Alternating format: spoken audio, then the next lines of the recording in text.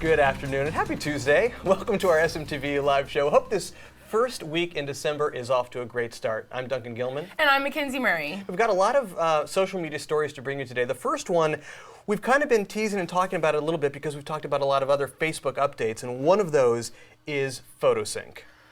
PhotoSync. And it comes with this wonderful song that Mackenzie wrote for us. We'll go into that later. PhotoSync, and there's some great instructions on Forbes that kind of walk you through what it is. And basically it's just the automatic uploading of your photos from your smartphone onto Facebook, which sounds a little invasive. Kind of. But you can turn it off if, I mean, it's an opt-in thing, so you don't have to do it. So that's what, if I go onto my mobile, I have this little thing that says like sync your photos to Facebook. Right. I haven't, because I'm just like, I don't know what this is, but now I know, so. And it could be good for a business. I mean, if you have just another opportunity to capture real-time information in corporate culture, it could make that easier. I think that's really smart. I don't think for personal use, I think it'd be kind of tricky if that's for your personal page, but I think if it's for a business, it's a good idea just to go ahead and sync it, because you want to it makes your company seem less faceless. It makes it seem like you have a personality. If you take pictures, fun events, it's the holiday season, so of course you want to put up pictures of those awesome holiday parties that are going on and everything, so I agree. Absolutely. I want to skip over now and go to Twitter and McDonald's. Oh! They go together well now because McDonald's is using, for the first time, a hashtag in one of their commercials. I pulled up the commercial on their YouTube channel, and this is the end of the commercial, so you can see hashtag McD Pro Bowl. Oh. So it could be kind of fun to follow that. They're McLovin' it, I guess. They're McLovin' it. Well, it's interesting now to see if this does really work, because the last time McDonald's used a hashtag, part of it kind of backfired because they had McD stories. Do you remember that one where people came in and wrote sarcastic things? With the cherry berry chiller, like during the summer, and they promoted it, and everyone was just like, "Oh, guess what? It has the same amount of calories as a bag of Skittles." Right, they were doing all these negative McD stories. Yeah, it was bad for McDonald's. This could be fun. We'll see how it works. I think this is also tied to the actual McNuggets promotion, where they're hiding the Pro Bowl ticket in a box of Chicken McNuggets. McDonald's is suddenly Willy Wonka now.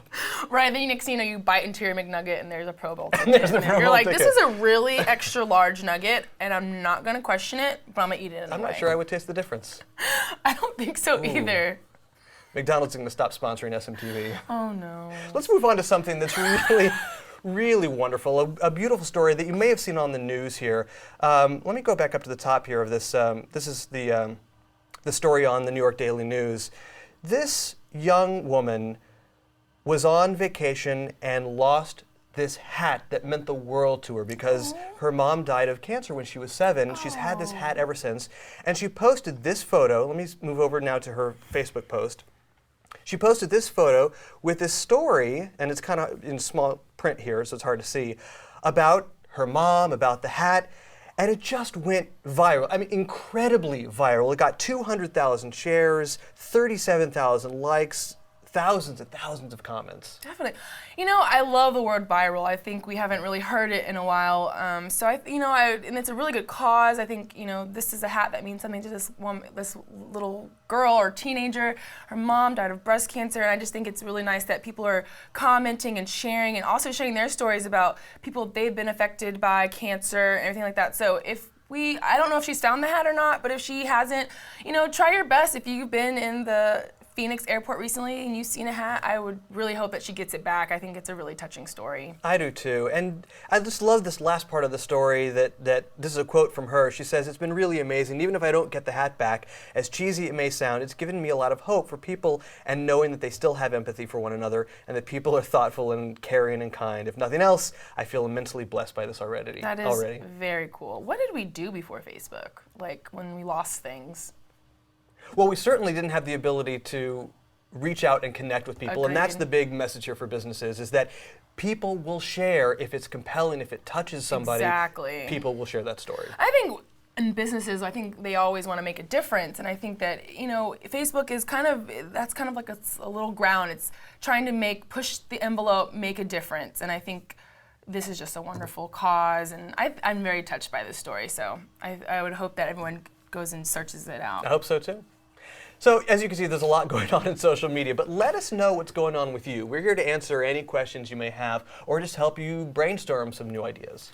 As always, you can email us your questions to questions@splashmediau.com, or you can tweet them by using the hashtag SMTV questions. Let's hear from some of our viewers. Christina wrote to us, I finally get that you must be in the game of social media for business, which is great to come to that realization.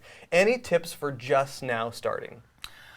Well, I'm glad that you had this epiphany. The first thing that you want to do is you want to make sure that you're doing enough ample research. You want to make sure that you know what your industry is, what you want to attack. You want to make sure that you have the appropriate goals that you want for your business.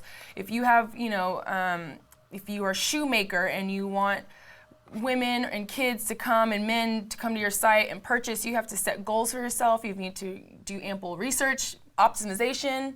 Anything you suggest? Yeah, I think that's great. There's a lot of stuff that goes in behind the scenes before you even start. Definitely. Key phrases, look at your competition. Once you get started, for me the first thing that comes to mind is don't automatically assume that posting for your business is so totally different than posting for yourself. With the exception, obviously, if you use certain language in your, colorful language in your own posts, that you may want to leave off. But the idea is to give your business some soul, some personality. That's what social media for business is all about. Exactly. So don't think that you have to totally separate, here I'm using first person, or here I'm posting this thing that people won't care about, it's just for me. Use some of that on your business page, on your business Twitter account. I think what some businesses do forget that Facebook is a place where people come to get information. They want to learn, they want to know. So you want to make sure that you are, you're putting content out there for your business, but you also want to make sure that you're putting relevant topics out there. Like Sandy was a big one, that was talked about, and everybody, I want to say, Fanta, Coke, Oreo. I mean, they weren't just talking about cookies and drinks that day. They were talking about trying to help other people. So it's also nice to remember that, you want to make sure you're sticking with your business focus, but also, make sure that you are putting out relevant and, fun things. I know that a lot of companies do optical illusions and Fun Friday posts. Things that people share. Yeah, things that people to share. So I think it's very important to realize that, yes, there's a business aspect of it, be tasteful, be appropriate, but also just have a little fun. It's Facebook. I kind of get a little, why do you have to be so stuffy on Facebook? It's Facebook. Be fun. Be happy. Be liked. Absolutely. Get started, Christina, and let us know how it goes. Exactly. Our next question is from Scott. Scott wants to know, what is this new email tweet option on Twitter? This is relatively new, but maybe you've seen it on one of the news sources like Mashable. Maybe you actually saw it on the Twitter blog, because it was here on the Twitter blog earlier in November. And it's a great new way to share your tweets. Now, in addition to embedding a tweet or retweeting or replying, doing all those other great Twitter functions that you can already do, now you can email a tweet to someone who may not have Twitter, may not be able to see it directly on their own feed. Definitely. Let me pull up a sample Twitter account here. And if you just hover over, just like you would with any other tweet, you can see the usual features: expand, reply, retweet, favorite, and now you'll start to see more. This is the new feature here, and you click on more, and then you can click on email tweet, and then the pop-up window comes up, and you can just type in an email address right in there, and even add a comment too. That's pretty cool. I haven't emailed a tweet yet, but I would want to say that I'll be doing it pretty soon. I would definitely love to chime into my friends being like, did you check out this tweet?